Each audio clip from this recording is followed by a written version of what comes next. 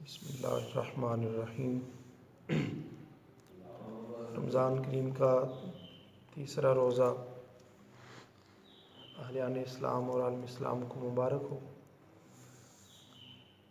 رمضان المبارک کی بڑی برکتیں ہیں، بڑے فضائل ہیں، لیکن اس کے ساتھ ساتھ جو لوگ رمضان کا ادب و احترام نہیں کرتے، جو لوگ رمضان کا روزہ چھوڑ دیتے ہیں، ان کے لیے وعیدیں بھی ساتھ ساتھ ہیں۔ تو چند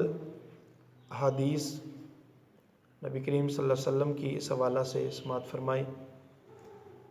کہ حضرت سیدنا ابو ہریرہ رضی اللہ تعالیٰ عنہ آپ سے روایت ہے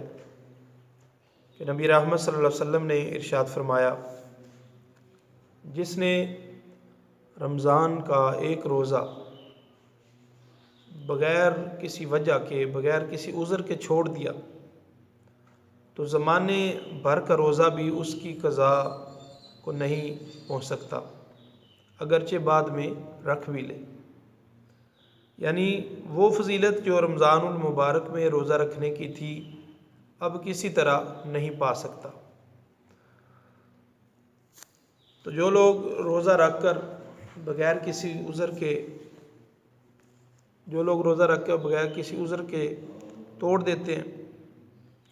وہ اللہ عز و جل کے قہر و غضب سے خوب ڈرے۔ چنانچہ حضرت سیدنا ابو امامہ باہلی رضی اللہ تعالیٰ عنہ فرماتے ہیں،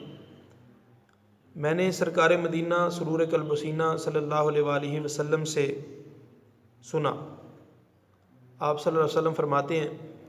کہ میں سویا ہوا تھا اور خواب میں دو شخص میرے پاس آئے اور مجھے ایک دشوار گزار پہاڑ پر لے گئے۔ جب میں پہاڑ کے درمیانی حصے پر پہنچا تو وہاں بڑی سخت آوازیں آ رہی تھیں۔ میں نے پوچھا یہ آوازیں کیسی ہیں؟ تو مجھے بتایا گیا کہ یہ جہنمیوں کی آوازیں ہیں۔ پھر مجھے اور آگے لے جایا گیا تو وہاں میں نے کچھ ایسے لوگوں کے پاس میرا گزر ہوا کہ ان کو ان کے ٹخنوں کی رگوں میں باندھ کر الٹا لٹکایا گیا تھا اور ان لوگوں کے جبڑے پھاڑ دیے گئے تھے جن سے خون بہہ رہا تھا۔ تو میں نے پوچھا یہ کون لوگ ہیں؟ تو مجھے بتایا گیا کہ یہ لوگ روزہ توڑ دیتے تھے، اس سے پہلے کہ روزہ افطار کیا جائے اس سے پہلے ہی توڑ دیا جاتا تھا، یعنی وقت سے پہلے ہی روزہ توڑ دیتے تھے۔ تو اس سے دیکھیے کہ اندازہ لگائیں کہ کتنا سخت عذاب ہو رہا ہے جنہوں نے روزہ رکھ کر روزہ توڑا، اور جو سرے سے رکھتے ہی نہیں پھر ان کا آپ اندازہ خود کر لیجئے کہ ان کے ساتھ کیا کیا معاملات ہونے والے ہیں۔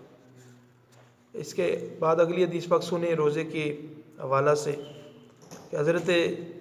سیدنا جابر اور حضرت سیدنا ابو ہریرہ رضی اللہ تعالیٰ عنہ آپ سے یہ حدیث پاک روایت ہے۔ آپ فرماتے ہیں کہ نبی رحمت صلی اللہ علیہ وسلم ممبر شریف پر جلوہ افروز ہونے لگے تو آپ نے جب پہلی سیڑھی پہ قدم رکھا تو آپ نے فرمایا آمین، پھر دوسری سیڑھی پہ آپ نے قدم مبارک رکھا تو فرمایا آمین، پھر تیسری سیڑھی پہ آپ نے قدم مبارک رکھا تو فرمایا آمین۔ تو صحابہ نے عرض کیا یا رسول اللہ صلی اللہ علیہ وسلم پہلے اس طرح کبھی نہیں ہوا، اب یہ معاملہ کیا ہے کہ آپ نے پہلی سیڑھی پہ قدم رکھا تو آمین فرمایا، دوسری پہ قدم رکھا تو آمین فرمایا، اور تیسری سیڑھی پہ قدم رکھا تو آپ نے آمین فرمایا۔ تو نبی رحمت صلی اللہ علیہ وسلم ارشاد فرماتے ہیں کہ اے صحابہ، جب میں ممبر شریف پر چڑھنے لگا پہلی سیڑھی پہ قدم رکھا تو جبریل آ گئے اور انہوں نے ایک دعا کی کہ یا رسول اللہ صلی اللہ علیہ وسلم جو شخص آپ کا نام نامی اس میں گرامی سنے اور آپ پر درود و سلام نہ پڑھے وہ بدبخت ہو جائے، اس کی ناک خاک آلود ہو جائے۔ تو میں نے اس پہ آمین کہا۔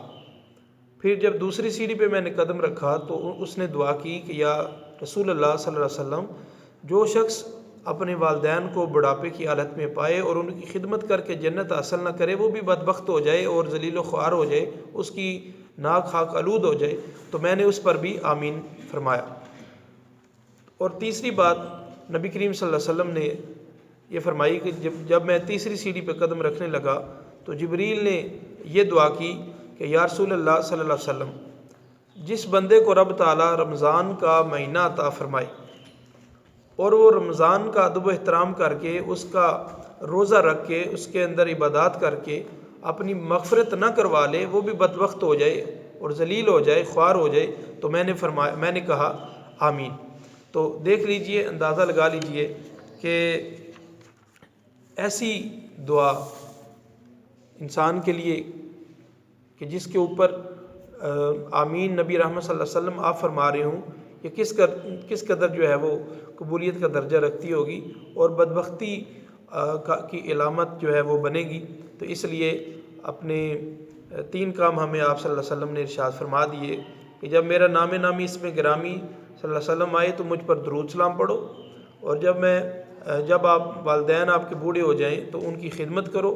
اور جب رمضان آ جائے تو اس کی قدر کرو اور اس کے روزے رکھو۔ اللہ تعالی ہمیں رمضان المبارک کا صحیح ادب و احترام کرنا نصیب فرمائے۔ وما علیہ الا البلاغ المبین۔